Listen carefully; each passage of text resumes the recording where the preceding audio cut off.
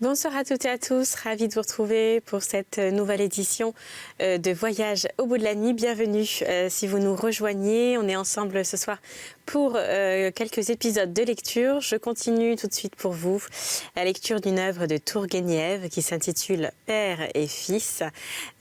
Pour ceux parmi vous qui prennent l'émission en cours, il s'agit d'une histoire qui se passe, vous l'aurez deviné, dans la Russie de la seconde moitié du XIXe siècle.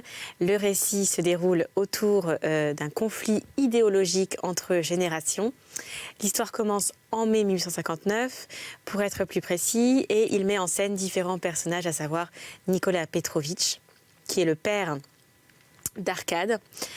Arcade qui, lui, est ami avec Eugène. Et donc, ces deux frères vont faire la connaissance, au moment du récit où on arrive, ils font la connaissance d'Anna Sergueïevna et de sa sœur Katia, toutes les deux qui sont assez différentes. Anna, qui est une jeune veuve de 29 ans, très, très belle, décrite comme très belle, et qui va faire chavirer évidemment le cœur de Arcade. Et Eugène, lui, qui va en fait s'éprendre de Katia. Je vous propose tout de suite de poursuivre la lecture de ce roman qui se passe dans la Russie bourgeoise et aristocrate du XIXe siècle. Avant cela, n'oubliez pas de nous retrouver dès à présent sur les réseaux sociaux. Vous connaissez le principe, on vous y invite dès à présent. Ça s'affiche juste là en bas de votre écran. Il vous suffit tout simplement de taper #VBN. Pour l'heure, je poursuis tout de suite pour vous la lecture. Très belle nuit à toutes et à tous sur C8. Bazarov prononça tout ce discours de l'air d'un homme qui pense à part soi. Crois-moi ou non, cela m'est bien égal. Il promenait lentement ses longs doigts sur ses favoris et ses yeux vagabondaient d'un angle à l'autre de la pièce. Vous supposez qu'une fois la société amendée, il n'y aura plus d'hommes bêtes ni méchants, dit Anna Sergueïevna. Je pense en tout cas que dans une société normalement constituée, le fait qu'un homme soit bête ou intelligent, méchant ou bon, n'aura plus aucune importance. Oui, je comprends, tout le monde aura la même rate. Précisément, madame. Madame Odintsov se tourna vers Arcade. « Et vous, quel est votre avis, Arcade Nikolaïevitch ?»« Eh bien, je pense comme Eugène, répondit-il. Katia le regarda à la dérobée. « Vous me surprenez, monsieur, dit Madame Odintsov. Mais remettons à plus tard la suite de notre discussion. Pour le moment, j'entends ma tante qui vient prendre le thé et nous devons épargner ses oreilles. » La tante d'Anne Sergueïevna, la princesse Cache, petite femme maigre dont le visage n'était pas plus gros que le poing et dont les yeux immobiles luisaient méchamment sous un postiche de cheveux gris, fit son entrée. Elle salua à peine les invités d'un signe de tête et prit place sans autre cérémonie dans un large fauteuil de velours que nul n'avait le droit d'utiliser en dehors d'elle. Katia glissa sous ses pieds un petit banc. La vieille femme ne lui dit pas merci, ne l'honora même pas d'un regard et se contenta de faire bouger ses mains sous le châle jaune qui enveloppait presque entièrement son corps frêle. La princesse aimait le jaune. Elle avait aussi des rubans jaunes vifs à son bonnet. « Vous êtes-vous bien reposée, ma tante ?» demanda Madame Odintsov en élevant la voix. « Encore ce chien ici » grogna la vieille femme en guise de réponse, et voyant que Fifi avait fait 2 pas hésitants dans sa direction, elle cria « Allez, oust, dehors !» Katia appela Fifi et lui ouvrit la porte. Fifi se précipita joyeusement dehors dans l'espoir qu'on allait l'emmener en promenade, mais lorsqu'il se vit tout seul derrière la porte, il se mit à gratter et à gémir faiblement. La princesse fronça les sourcils. Katia allait sortir. « Le thé doit être prêt, je pense, » dit Madame Odintsov. « Allons-y, messieurs, ma tante. Venez prendre le thé. » La princesse se leva de son fauteuil sans répondre et sortit la première du salon. Toute la compagnie la suivit dans la salle à manger. Un petit cosaque en livrée écarta bruyamment de la table un fauteuil garni de coussins, siège lui aussi sacro-saint où la princesse se laissa tomber. Katia, qui versait le thé, la servit la première dans une tasse décorée de ses armoiries. La vieille femme mit du miel dans sa tasse. Elle trouvait qu'il était honteux et dispendieux de mettre du sucre dans son thé, bien qu'elle ne dépensât elle-même jamais un kopek dans la maison. Elle demanda brusquement d'une voix enrouée. « Que nous écrit le prince Ivan ?» Personne ne lui répondit. Bazarov et Arcade comprirent vite que tout en la traitant avec déférence, on ne faisait pas attention à elle. On la garde pour faire bon effet, à cause de l'ascendance princière, pensa Bazarov. Après le thé, Anna Sergueïevna proposa une promenade, mais une pluie fine se mit à tomber et toute la compagnie, à l'exclusion de la princesse, revint au salon. Survint un voisin, l'amateur de cartes qui s'appelait Porfir Platonitch. C'était un homme tout rond, tout grisonnant, dont les jambes courtes paraissaient faites autour. Il était très poli, très rieur. Anne Sergueïevna, qui parlait surtout avec Bazarov, lui demanda s'il n'acceptait pas de faire avec eux une partie de préférence à l'ancienne mode. Bazarov acquiesça. Il lui fallait, dit-il, se préparer dès maintenant à remplir ses futures obligations de médecin de district. « Prenez garde », lui fit remarquer Anne Sergueïevna. « Porfir Platonitch et moi, nous allons vous battre à plate couture. Et toi, Katia, ajouta-t-elle, joue quelque chose à Arkad Nikolaïevitch. Il aime la musique et nous t'écouterons par la même occasion. » Katia se dirigea vers le piano. Sans enthousiasme, Arkad aussi. Bien qu'il aimât en effet la musique, il la suivit sans enthousiasme. Il avait l'impression que Madame Odintsov se débarrassait de lui. Or, comme tous les jeunes gens de son âge, il éprouvait déjà dans le fond de son cœur une douleur confuse, déchirante, qui était comme un pressentiment d'amour. Katia leva le couvercle du piano et dit à mi-voix sans regarder Arkad. « Que désirez-vous que je joue ?»« Ce que vous voudrez, répondit Arkad avec indifférence. « Quelle musique préférez-vous » demanda-t-elle encore, toujours debout devant le piano. « La musique classique, répondit Arkad, toujours sur le même ton. « Vous aimez Mozart ?»« Oui. » Katia choisit dans sa musique la sonate fantaisie de Mozart en ut mineur.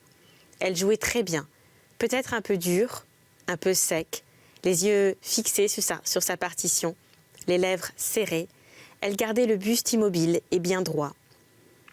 Vers la fin de la sonate seulement, son visage s'échauffa et une petite boucle de cheveux tomba sur ses sourcils sombres. Ce fut surtout le dernier mouvement de la sonate qui fit impression sur Arkad, celui où brusquement, au beau milieu de la gaieté enchanteresse d'un thème insouciant, surgissent des élans douloureux, d'une tristesse presque tragique. Mais les pensées qu'éveillaient en lui les accents de Mozart ne s'adressaient pas à Katia. En la regardant, il pensa seulement « C'est vrai qu'elle ne joue pas mal, cette demoiselle, et elle n'est pas mal non plus de sa personne. » La sonate terminée, Katia demanda « Cela suffit ?» sans retirer ses mains du clavier. Arkad protesta qu'il s'en voudrait de la fatiguer davantage et mit la conversation sur Mozart. Il lui demanda si elle avait elle-même choisi d'étudier cette sonate ou si quelqu'un la lui avait conseillée. Mais Katia lui répondait par monosyllabes.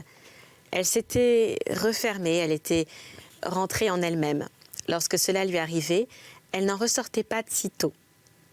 Son visage même prenait alors une expression butée, presque obtuse. Elle n'était pas vraiment timide, plutôt méfiante et un peu terrorisée par la grande sœur qui l'avait élevée. Ce dont cette dernière ne se doutait, bien entendu, en aucune façon. Finalement, Arkad n'eut pas d'autre recours que d'appeler Fifi, revenue dans la pièce, et de lui caresser la tête avec un sourire bienveillant pour se donner une contenance. Katia se remit à sortir ses fleurs. Bazarov, cependant, perdait partie sur partie. Anne Sergueïevna jouait aux cartes magistralement. Porfir Platonitch s'en tirait fort honorablement lui aussi.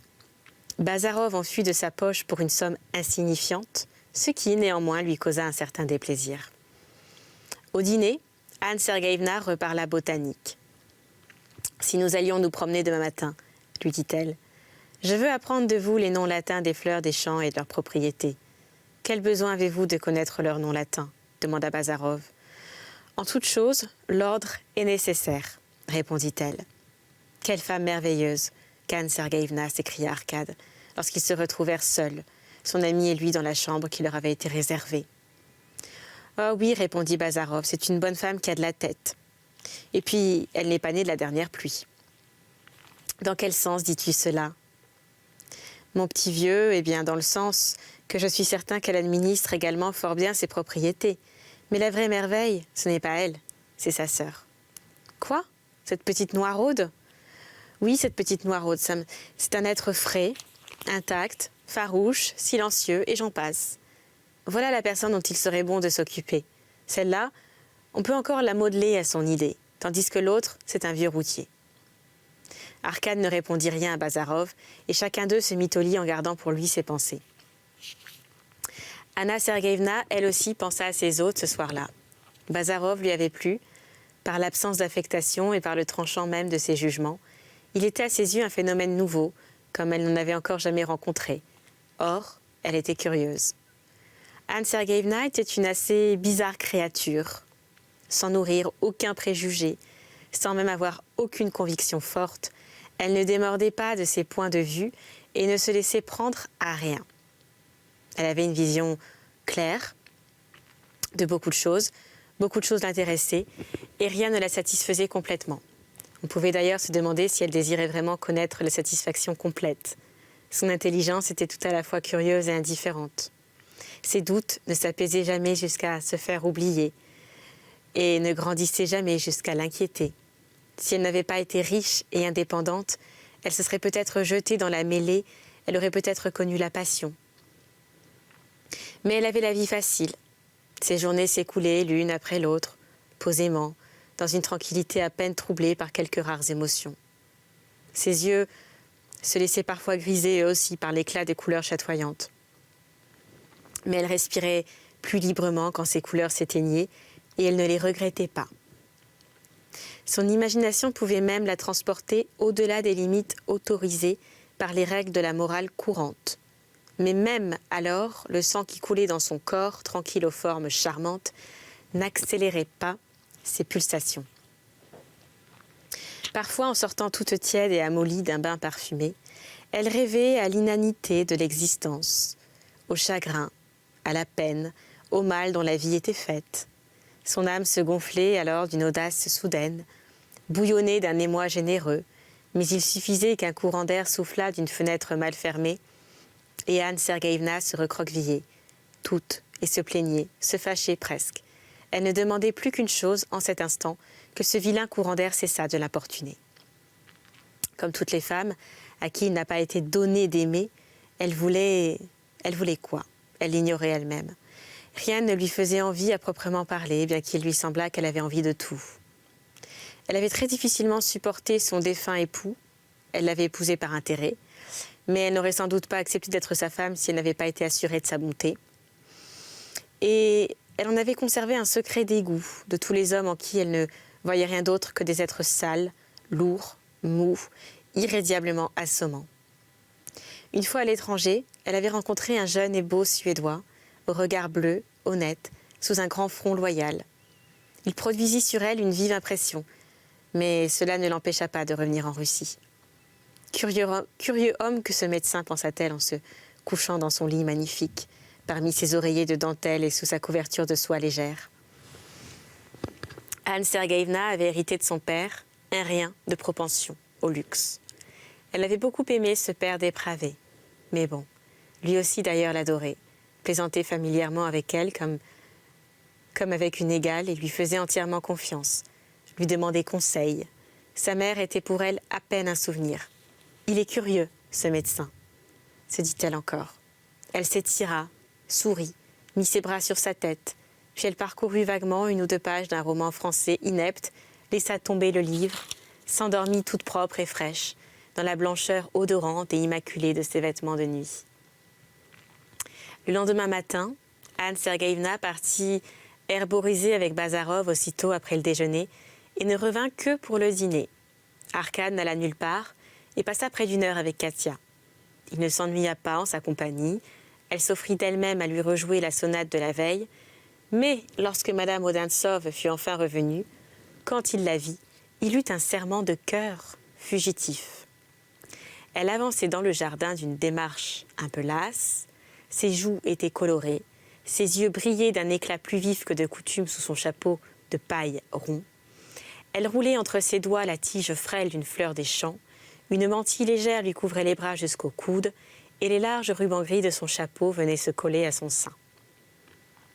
Bazarov marchait derrière elle, sûr de lui, et nonchalant comme toujours, mais l'expression de son visage, enjouée pourtant et même chaleureuse, ne plut pas à Arkad. Bazarov lui adressa un bonjour indistinct, puis se rendit dans sa chambre. Quant à Madame Odintsov, elle lui serra la main distraitement et le planta là, elle aussi. « Bonjour », pensa Arkad, comme si ne nous étions pas vus. « Bonjour », pensa Arkad, comme si nous ne nous étions pas déjà vus aujourd'hui. Chapitre 17. Chacun sait que le temps vole parfois, comme un oiseau. D'autres fois se traîne comme un ver de terre. Mais c'est quand on ne remarque même pas s'il passe vite ou lentement qu'on est le plus heureux. Il en fut ainsi pour Arkad et pour Bazarov pendant le séjour de 2 semaines qu'ils firent chez Madame Odintsov.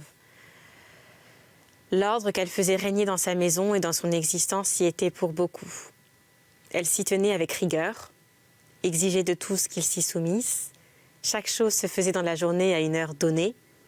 À 8 heures du matin exactement, toute la compagnie se réunissait pour le thé. Du thé au déjeuner, chacun faisait ce qu'il voulait.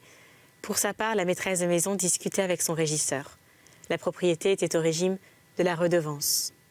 Avec son majordome, avec la première femme de charge, avant le dîner, tout le monde se retrouvait à nouveau pour bavarder ou pour lire. La soirée était consacrée à la promenade, aux cartes, à la musique. À 10h30, Anne Sergueïevna se retirait dans sa chambre, donnait ses ordres pour le lendemain et se mettait au lit. Bazarov n'aimait pas ce rythme régulier, quelque peu compassé qui scandait la vie quotidienne. « On se croirait sur des rails », protestait-il souvent. Les laquais en livrée, les maîtres d'hôtel cérémonieux, offensaient son sens démocratique.